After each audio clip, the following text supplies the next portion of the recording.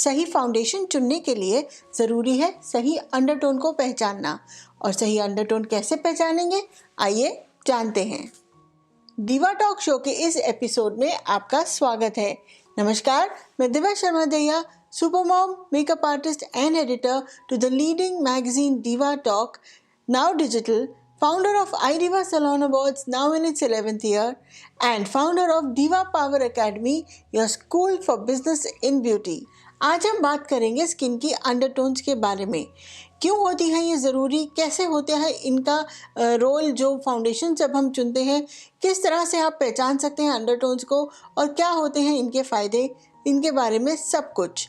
लेकिन उससे पहले दो बड़ी बातों पे मैं आपका करना चाहती हूँ शुक्रिया, तहे दिल से शुक्रिया। पहली बात तो ये है कि हम पहुंचने वाले हैं अपने दीवा टॉक शो के 50th एपिसोड पे। जी हाँ, गोल्डन जुबली एपिसोड। ये 50 हफ्तों का सफ़र आपके साथ के बिना, आपके प्यार के बिना और आपके प्रोत्साहन के बिना बिल्कुल भी नहीं पूरा होता। तो उसके लिए मेरी और मेरी पूरी दीवा टॉक की टीम की तरफ से आपका तहे दिल से शुक्रिया। अपना प्यार, अपना प्रोत्साहन और अपना साथ इसी तरह बनाए रखिएगा। 50 की जगह 50,000 एपिसोड्स तक कोशिश हमारी पूरी रहेगी कि हम अपना बेस्ट आपको हर बार डिलीवर करें। दूसरा शुक्रिया मैं अदा करना चाहूँगी आप लोगों के प्यार का, जो हमें दीवा पावर एकेडमी में मिला। दीवा पावर एकेडमी के पहले डेब्यू कोर्स में, पहले बैच में आपने इतना प्यार दिया, इतना आप लोगों ने हमें सराहा और हमारी हर कोशिश को आपने पूरी तरह से ना सिर्फ ग्रहण किया हर लेसन को, पर हर लेसन के बाद जो हमने इम्प्लीमेंटेशन की एक्सरसाइजेस बताई थी उसको भी आपने बहुत ही अमेजिंग तरीके से पूरा किया। और हमें पूरी उम्मीद भी है और हम दुआ भी करते हैं कि इस कोर्स से आपको मिला बहुत सारा फ़ायदा। और अगर आप उनमें से हैं जो अभी भी सोच रहे हैं कि कोर्स करें ना करें, तो हमारे टेस्टिमोनियल्स और हमारे फीडबैक्स हमें बताते हैं कि कोर्स तो बहुत अमेजिंग था। बहुत लोगों ने बहुत ज़्यादा फ़ायदा उठाया इस कोर्स का, बहुत कुछ नया सीखा। कुछ वो जानते थे लेकिन पहचानते नहीं थे, और कुछ उनको मार्गदर्शन नहीं था। तो एक पथ, एक मार्ग अपने लक्ष्य तक का उन्हें मिला। और अगर आप अभी इंटरेस्टेड हैं अगले बैच को ज्वाइन करने में, तो नीचे दिए गए नंबर को कांटेक्ट करें और हमारे से अगले बैच की डेट्स के बारे में पता करें। तो चलिए अब ज़्यादा देर नहीं करते और बढ़ते हैं अपने आज के टॉपिक पे, जो है अंडरटोन्स। अब अंडरटोन्स क्या होती हैं? अंडरटोन स्किन के नीचे की एक टिंट होती हैं, पर उसके पहले हमें जानना होगा ब्रीफली कि स्किन क्या होती है। स्किन होती है हमारी ये लेयर जो हम देखते हैं, आप और हमारी जो स्किन दिखती है। अब आप कहेंगे कि ये तो एक बेसिक ब्राउन का कोई ना कोई शेड होती है। जी हाँ, स्किन बेसिकली ब्राउन का एक शेड होती है, क्योंकि हमारी स्किन दुनिया के और सभी रंगों की तरह और सभी खूबसूरत चीज़ों की तरह नेचर की हमारी स्किन भी बनी होती है प्राइमरी कलर्स से। प्राइमरी कलर्स यानी अगर आपने कलर व्हील की थ्योरी करी है तो आपको पता होगा, प्राइमरी कलर्स होते हैं रेड, येलो एंड ब्लू, और तीनों के मिक्सचर से बनता है ब्राउन, जिससे बनती है हमारी स्किन भी। अब हमारी स्किन के ब्राउन को आगे कई कैटेगरीज में आप बांट सकते हैं। कैटेगरीज को आप डिफरेंट लेवल्स ऑफ ब्राउन भी कह सकते हैं। अब इस ब्राउन को अगर आप आगे डिवाइड करें मल्टीपल लेवल्स में या कैटेगरीज में, तो ये आते हैं कई सारी रेंज में, यानी कि बहुत फेयर से लेके बहुत डार्क के बीच में आती हैं कई सारी रेंजेस। लेकिन अगर आप डिफरेंट कंपनीज के फाउंडेशंस वगैरह पे जाएं, तो आप देखेंगे कि मिनिमम 3 शेड्स से लेकर के 30, 40, 50 शेड्स तक अवेलेबल होते हैं कई ब्रांड्स में। लेकिन ज़्यादातर 3 से 6 या 8 शेड अवेलेबल तो ज़रूर होते ही हैं।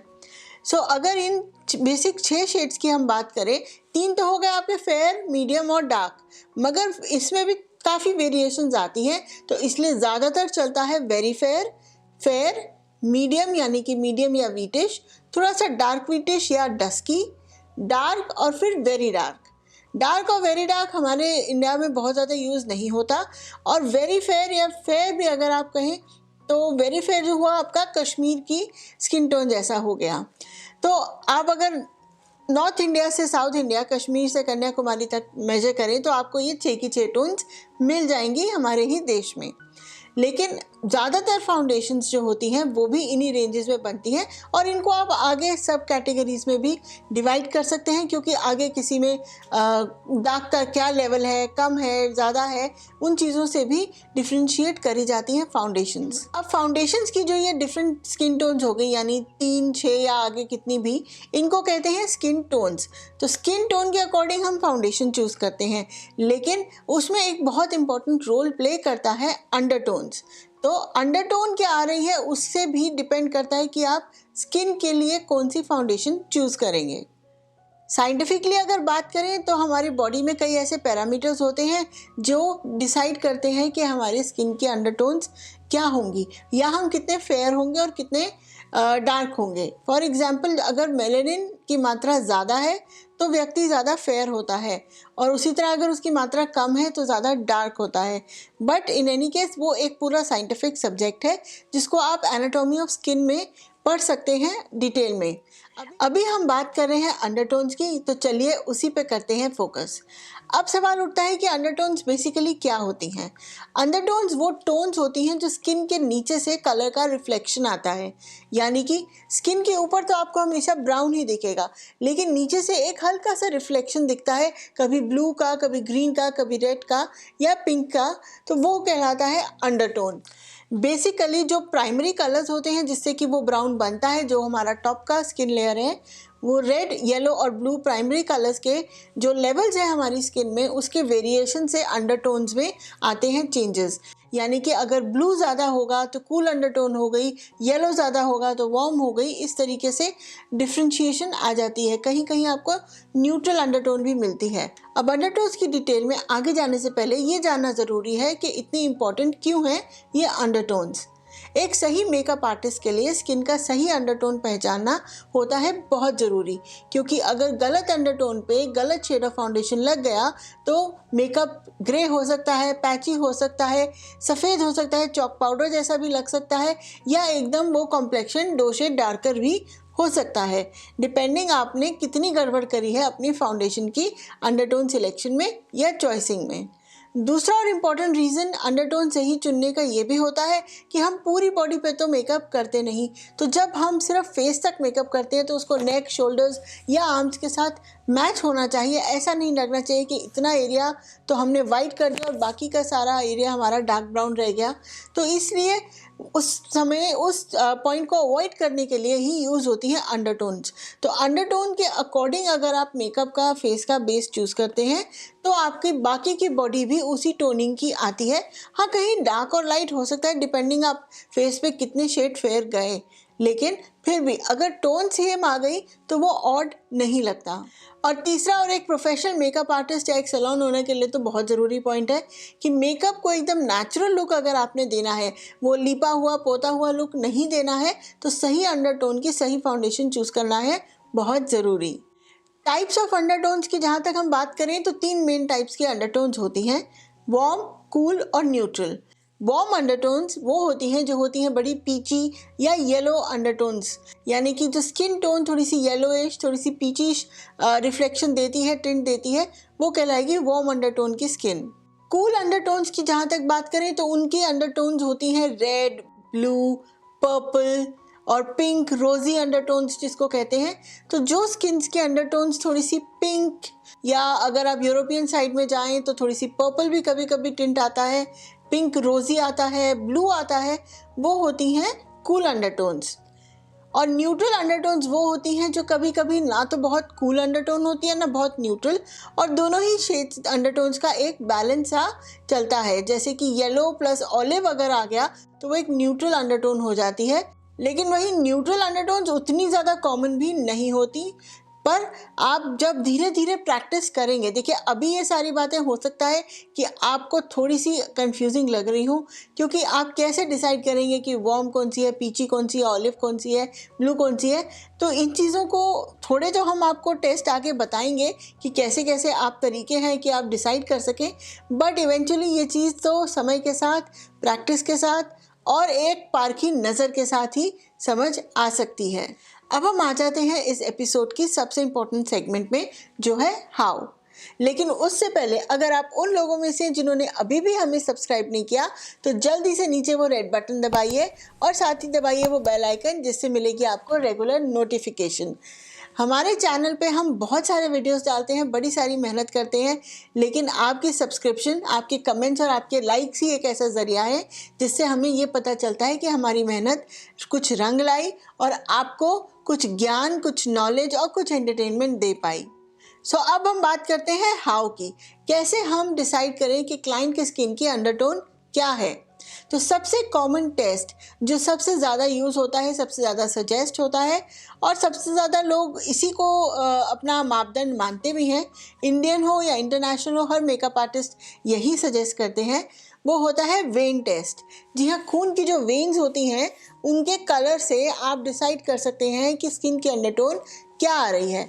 जब आपके पास क्लाइंट मेकअप चेयर पे बैठेंगे तो आप देखेंगे उनकी वेन्स जो होती हैं यहाँ पे, या नसें जिसको कहते हैं, तो उनकी नसों को आप देखेंगे। स्किन के नीचे से कुछ 2-3 नसें यहाँ ज़रूर होती हैं और बाय चांस आपको यहाँ ना मिले तो एड़ी के साइड में जो आपका एंकल होता है उसके साइड में आपको वहाँ भी ज़रूर मिल सकती हैं।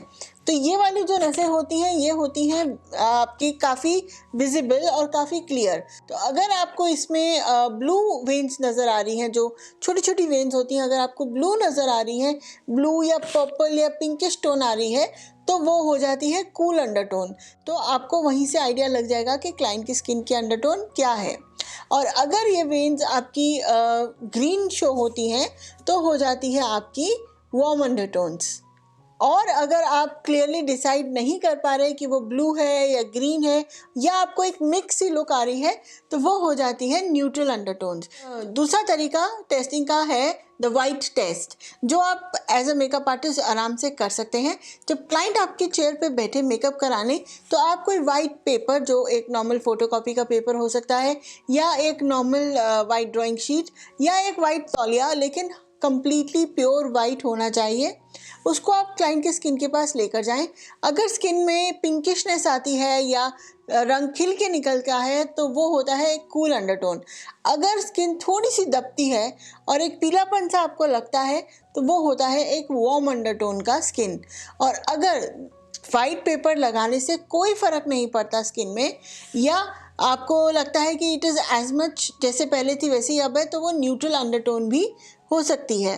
वहीं अगर आपके पास एक ऑफ वाइट पेपर भी है, ये एक एडिशनल टिप मैं आपको दे रही हूँ, अगर आपके पास एक ऑफ वाइट पेपर भी है तो आप उस ऑफ वाइट पेपर से भी, जो कि इन अ वे अगर पेपर की टोन्स में कहूँ तो कार्ट्रिज शीट होती है, कार्ट्रिज शीट और ड्राइंग शीट वाइट और ऑफ वाइट दोनों मिलती हैं आपको। आइवरी शीट वाइट होती है, कार्ट्रिज शीट येलो होती है, तो आप एक एक शीट दोनों रख सकते हैं।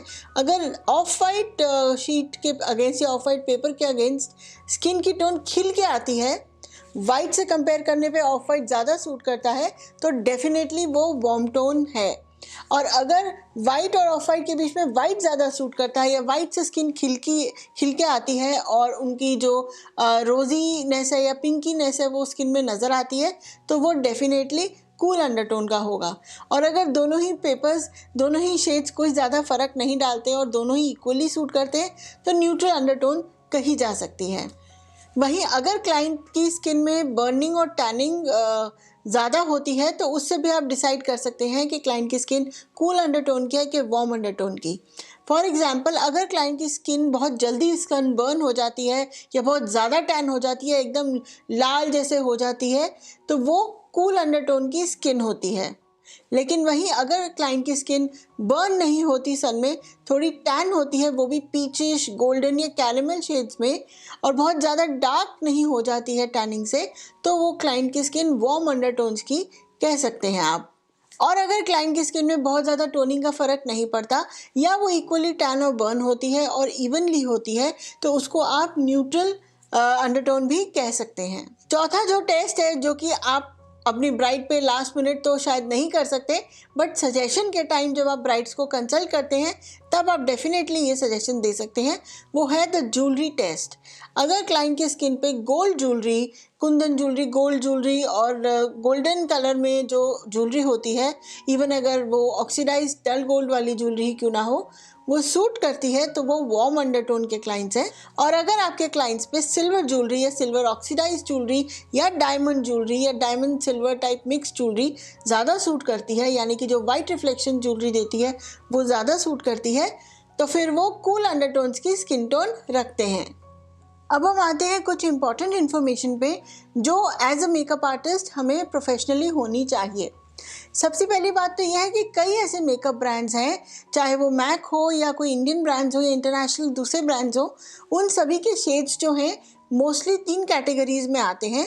शेड नंबर के आगे C, W या N लिखा होता है, यानी कि C for cool, W for warm and N for neutral.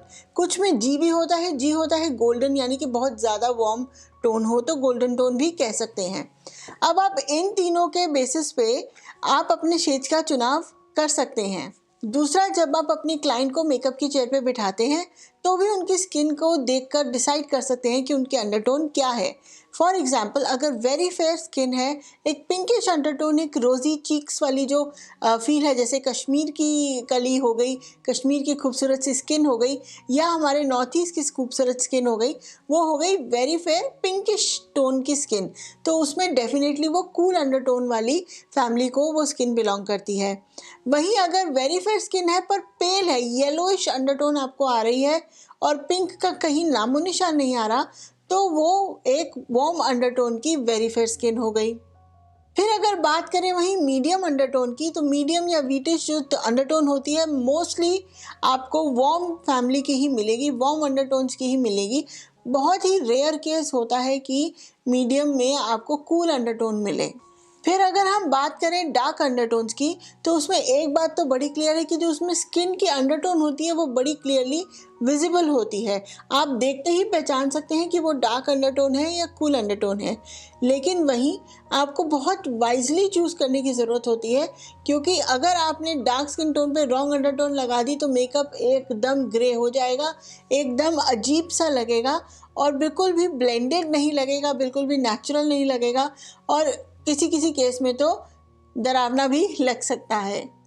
अगला इम्पॉर्टेंट पॉइंट ध्यान रखने का ये है कि जब आपको एक आइडिया लग जाता है वो पिंकिश है, येलोइश है या न्यूट्रल है या ऑलिव है, तो उस केस में आप हमेशा स्वॉच टेस्ट कर लें। और स्वॉच टेस्ट कभी भी यहाँ ना करें और यहाँ भी ना करें। स्वॉच टेस्ट हमेशा ये जॉ लाइन पे होता है, क्योंकि वो नीचे के गर्दन की एरिया थोड़ी डार्क होती है और चीक थोड़ा फेयर होता है, तो वो यहाँ पे जो स्वॉच टेस्ट होगा वो बाकी के फेस पे और नेक वगैरह पे बहुत बैलेंस रूप में आता है। तो हमेशा 2 या 3 शेड का, 2 मोस्टली में काम हो जाता है, बट अगर कन्फ्यूजन है तो 3 शेड का आप यहाँ पे स्वॉच टेस्ट ज़रूर कर लें। अपने जो आपको डाउटफुल फाउंडेशंस लग रही हैं कि ये लगेगी, ये लगेगी या ये लगेगी, वो तीनों को एक स्वॉच टेस्ट कर लें और जो स्किन के क्लोजेस्ट आपको मिले वो आप शेड चूज़ कर लें।